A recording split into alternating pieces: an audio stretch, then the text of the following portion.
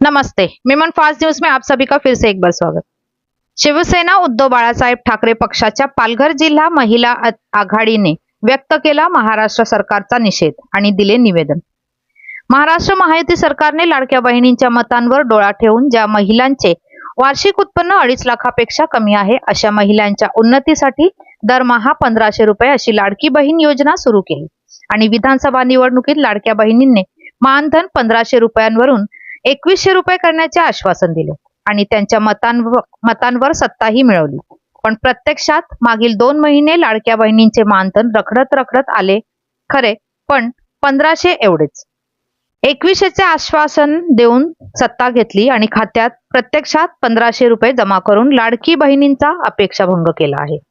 त्यामुळे या अपेक्षाभंग करणाऱ्या राज्य सरकारच्या या कृत्याचा पालघर जिल्हा महिला आघाडीने निषेध व्यक्त केला आहे। तसेच सरकारचे प्रमुख मुख्यमंत्री श्री देवेंद्रजी फडणवीस यांना तहसीलदार वसई यांच्या मार्फत लाडक्या बहिणींच्या अपेक्षाभंगाचे